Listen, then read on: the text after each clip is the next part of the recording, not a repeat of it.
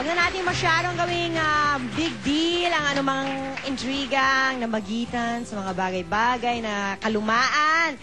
Ngayon, finally, guest na natin si Regine. Yay! Anong naisip mo nung nalaman magkakaroon na ng sis sa GMA? We were gonna have a show, my sister and I was happy for you guys. But I was thinking, makaka-guess kaya ako doon. I kept thinking, I wonder kung makapag-promote kaya ako doon.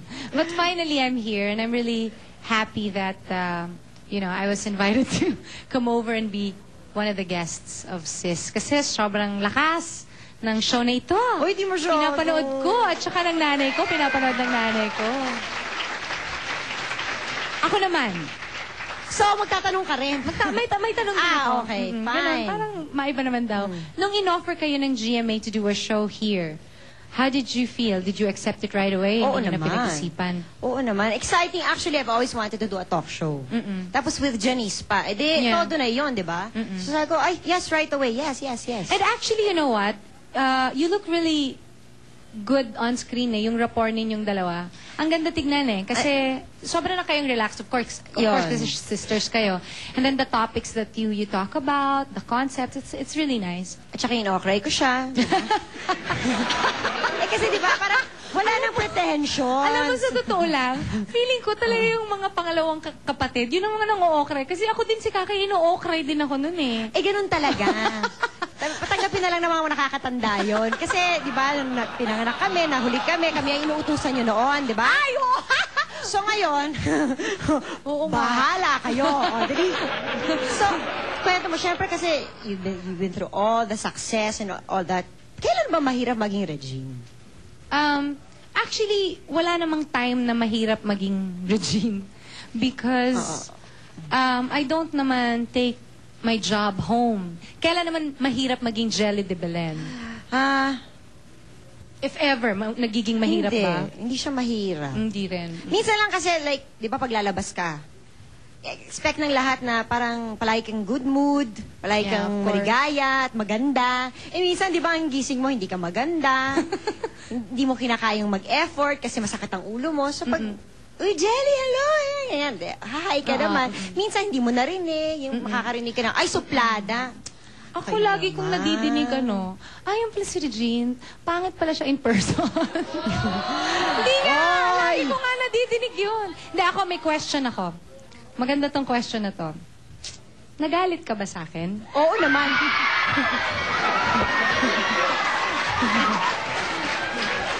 Ala ka naman matuwa ako. Diba? Oh. Tanong, nagulat ka ba? Nagalit ako sa'yo. Actually, hindi. Ini-expect ko na galit ka. No.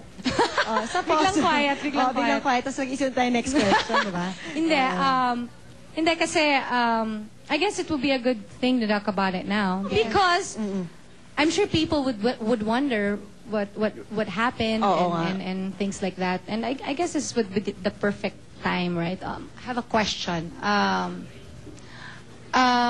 did you feel? Paanong anger yung naramdaman mo sa akin? A lot.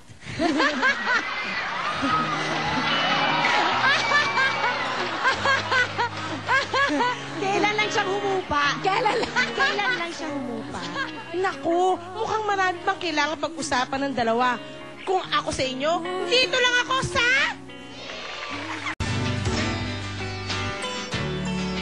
Ano pa kaya ang gusto nilang sabihin sa isa't isa? Eto muli, si Regine at si Jelly, one-on-one! Ikaw na magtanong sa akin. Ano pa?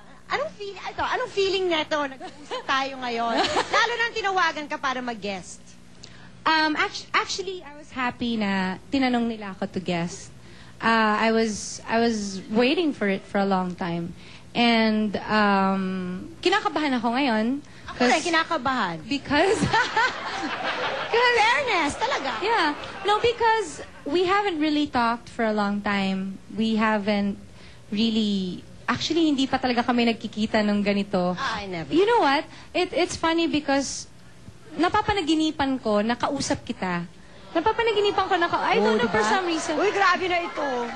And it's a recurring dream na It's kind of closure na siguro parang somehow ganon. kailangan din natin. Somehow kailangan din. Actually, gusto mo kwento ko sa'yo kung kailan yung closure ko? Ay, closure ba ito? Parang alam ko na kung kailan. Pero sige, kwento mo na rin. Kwento ko yung closure ko. Actually, remember, Ariel and I had a show in the States. So before that, we just broke up, no? Before that, syempre medyo, aminin ko na, di ba? Parang nag-hope ka pa na, baka nagkabalik ka kami. You know? But when I saw you guys in the airport, you looked like a couple. You really are a couple, and I never really thought we were a couple. And I wanted to die. I wanted, alam mo yung gusto mong gumuho yung buong airport kasama ka. Tapos, sa aeroplano ako, katabi ko sila dyan. Gusto kong tumalon. Oo, gusto kong tumalon sa aeroplano.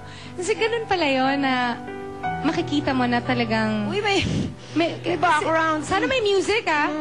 Nakikita mo na tapos na talaga. Tapos na, yun na yun. That was the end. And I had a hard time. And that's why... I'm sure you did, yeah. It was very painful for me to see na kayong dalawa, na you look like a real couple, and I never really thought we were. And that's why I understood why you were angry with me. Because whatever pain you felt when he left, I also felt it. That's it. It's good to hear.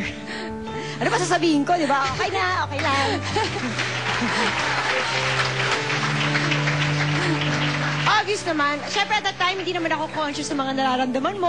Conscious lang ako sa mga nararamdaman ko. Siyempre, naiintindihan ko naman. In hindsight, and after a while, siyempre, meron kaming kids. Siyempre, naiisip ko din na, okay, it's about time. Pero it's a long process. Actually, before I said yes to this, pinag-isipan ko, okay ba talaga ako? Okay gawin to. Alam ko naman, I can wing it eh. Kasi pwede ko namang i-showbiz. Pero naisip ko, hindi naman ako ganun. Baka hindi ko kayanin. Pero tama na, dapat kayanin na, hindi ba? Actually, one of the things that I appreciate about you is that, although I have to admit, no, na hindi ako nagalit sa'yo kasi parang wala naman akong karapatan magalit eh, kasi naiintindihan ko nga yung naramdaman mo eh.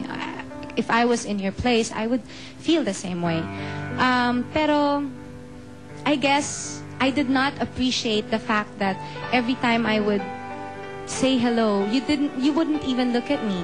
I did not appreciate that, but I understood why. I understand perfectly. And now, habang tumatanda tayo, mas naiintindihan ko yung fact na, wag ka na lang mag-effort kung pa-plastikin mo lang din naman. Exactly. Mas mabuti na yun sa akin. Di ba? Kasi naman binati kita, tapos alam mo naman ka kung ano-ano sinasabi ko. Kung ano-ano sasabihin mo. Mas na-appreciate ko yun. Kasi like, ngayon, I'm glad kasi parang, instead na, hi! Tas, shoot. I don't want to backstab. At least obvious na sa'yo, nagalit ako. Tapos na yun, tapos diba? na yun. And at least now, pareho tayong nag-heal.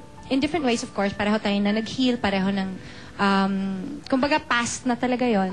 Then we can just talk about it like Exactly. Kamusta si Ariel sa family mo? Nanay ko. I can just imagine. I know what my mother felt. No, but you know what? My parents are not naman eh. But wag ka magagalit my mom has just this incredible sense of humor. She has this incredible sense of humor and she doesn't mean anything by it. I know na nasulat pa nga yun one time but I don't think she means anything by it. Okay, one time, I just woke up. May minumura siya. Si Ariel! Ariel! Shh! Baka mamaya pumunta dun si Ariel, tapos pinagmumumura niya. Pagbaba ko, baboy. Pinangalanan niyang baboy. Si Ariel, baboy, nakawala sa hawla, pinangalanan. Yan ang way of coping ng nanay mo. Oo, yun nga yung way. That was her way. That was her way. But I don't think she mean, anything by it. I don't think... And even if she did, understand. Nanay siya eh. No, but I don't think so. They never really got involved naman eh. Ever since the beginning, they never really got involved. So, although they felt bad for me, but hindi naman sila tipo ng ganun eh. Kahit siguro yung pinaka-involved lang sa lahat, yung kapatid ko, si Kakay. Kasi siya yung mas galit pa siya sa akin, mas upset pa siya sa akin. Ganun siya eh. Pagka may mga write-ups about it, nagagalit siya. Ayaw niya. Siya yung pinaka-involved. Kasi best friend ko yun eh. Oo, ganyan naman. Ako kay Janice, ganyan din ako. Oh. Yan. Ikaw, did you ever understand me? Now na lang. Lately na lang. Kasi sabi ko nga, di ba, kailan lang humupa yung ano ko, yung galit ko. At saka, effort ito. Yung effort, yung trying to, sige na, tama na yan, di ba? Tagal na yan.